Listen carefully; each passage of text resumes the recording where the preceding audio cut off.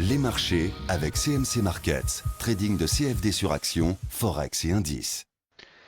Salut, c'est Trado. Voilà la vidéo de mise à jour pour l'indice parisien en journalier et en hebdomadaire. Alors tout d'abord, merci à tous ceux qui étaient présents hier pour la conférence en ligne. Une fois de plus, c'était pour moi très agréable et j'espère également pour ceux qui étaient là. En tout cas, les retours sont excellents et ce qui me fait plaisir en particulier, c'est que ce soir, nous avons l'occasion peut-être de mettre ça en application.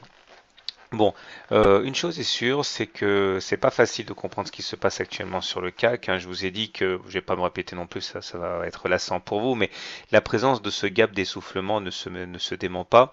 En fait, comme je l'ai dit à plusieurs reprises, lorsqu'un gap est comblé comme ça rapidement, généralement, il y a une chute.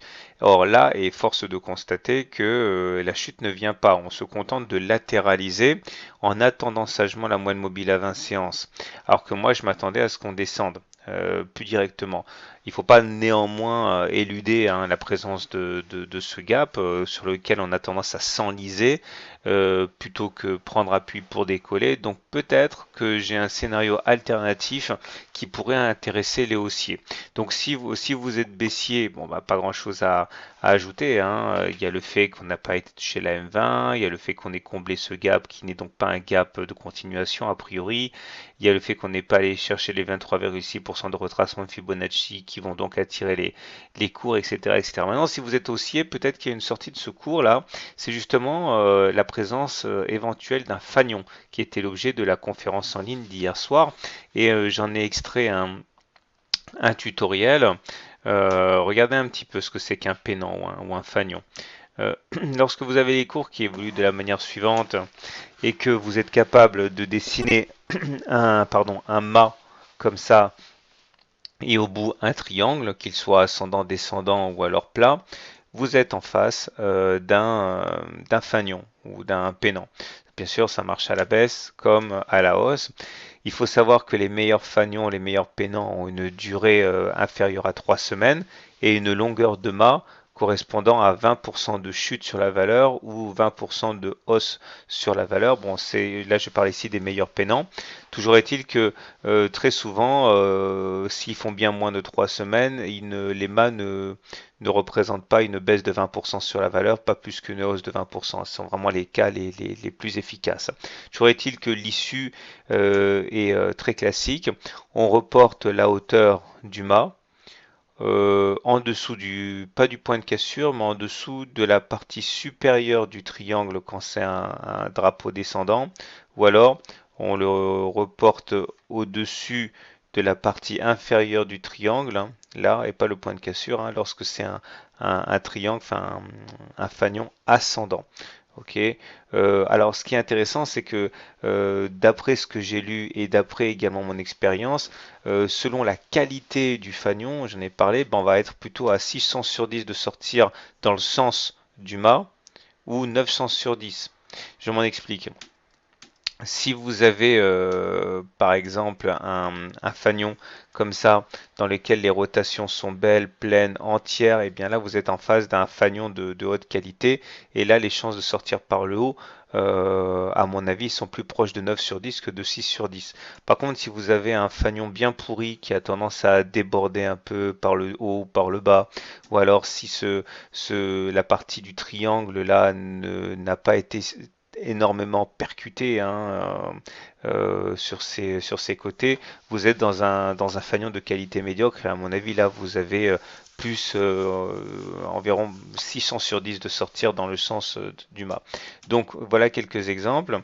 Ici vous aviez un fanion qui a été cassé par le bas, hein, de manière très classique. Et là, vous avez un autre exemple. On est sur rallye en unité journalière. Ah non, pardon, horaire, je me suis trompé, en unité horaire. Et là, vous avez non pas un fanion, mais un drapeau, hein, puisque les côtés sont parallèles, et qui a donné également des résultats satisfaisants. Alors, si j'en parle, ça c'est un autre exemple, mais encore une fois, qui n'a pas été au bout de l'objectif haussier maximal, hein. Donc, si j'en parle en tout cas, c'est parce que il est peut-être envisageable que nous soyons en train de dessiner ici un fanion, auquel cas, eh bien, l'objectif serait de sortir dans 6 cas sur 10, hein, vous l'avez compris, par le haut, c'est-à-dire d'aller chercher 4450, ce qui donnerait une porte de sortie agréable, intéressante pour les haussiers. Maintenant, je vous cacherai pas que la qualité de ce fanion n'est pas fantastique. On n'a pas de belles oscillations à l'intérieur de ce fanion. Hein, il est assez étroit. Donc, à mon avis, on est plus à 600 sur 10 de sortir par le haut que 900 sur 10. Voilà, donc ça vous donne une possibilité de trader à la hausse si vous êtes plutôt convaincu du sens haussier avec un objectif assez intéressant. Les indicateurs techniques sont toujours bien orientés. Regardez, hein, c'est pour ça aussi que je m'interroge sur la capacité du CAC à plonger. Le CAC est toujours en dessous de son signal de stochastique, mais on est toujours en zone de surachat, donc c'est ça le plus important. MACD au-dessus de son signal est positif. Momentum positif aussi. Donc vous voyez, malgré ce qui se passe actuellement, depuis qu'on a fait les plus hauts le 19 septembre, on n'arrive pas véritablement à aller plus bas et les indicateurs sont toujours bien orientés. Donc voilà, je ne sais pas lire l'avenir. En tout cas, si vous avez une conviction haussière, vous savez comment la jouer. Si vous avez une conviction baissière sur le CAC, vous savez également comment organiser votre trade. Voilà, maintenant basculons du côté de l'hebdomadaire pour voir que j'avais dit hier hein, qu'on était en train de casser le canal haussier. Enfin, c'est pas véritablement un canal. Hein. Si on veut être pointilleux, c'est plutôt un biseau ascendant très large et avec des côtés qui sont presque parallèles. Mais bon, on n'a pas eu de clôture significative, un petit peu comme ici, hein, au-dessus. Donc les vendeurs n'ont pas vendu leur pot hein, pour l'instant. Donc il y a eu une attaque, une contre-attaque cette semaine. C'est ce qui se passe. Hein. Toujours biseau d'élargissement ici, un ocre. Je vais pas trop m'attarder pour ne pas faire une vidéo trop longue. Mais là, pareil, hein, c'est une alerte baissière, la présence d'un biseau ascendant à angle droit, puisque là, dans la plupart des cas, ça sort par le bas. Mais enfin, on n'y est pas pour l'instant.